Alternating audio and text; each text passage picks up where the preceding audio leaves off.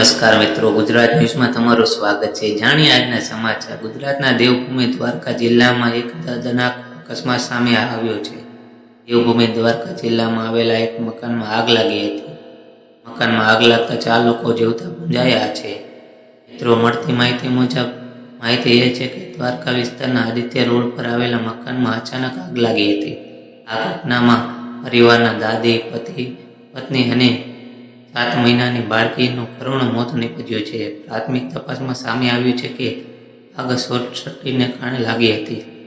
મિત્રો, આગ સવારે 4 વાગે લાગી હતી। આગના કારણે ફેલાતા ધુમાડાના કારણે ઘરમાં રહેતા લોકોના શ્વાસ રૂંધાયા હતા અને 4 લોકોના મૃત્યુ થયા હતા। એક જ પરિવારના 4 સભ્યોના મોતથી સમગ્ર વિસ્તારમાં પણ અફડાઈ વ્યાપી થઈ ગઈ છે। મિત્રો, તમામના મૃતદેહને પીએમ અર્થે હોસ્પિટલ ખસેડાયા હતા। પોલીસે આ મામલે વધારે તપાસ શરૂ કરી દીધી છે। મિત્રો, આવી જ માહિતી માટે ચેનલને સબસ્ક્રાઈબ અને વિડીયોને લાઈક કરજો। મિત્રો, ધન્યવાદ।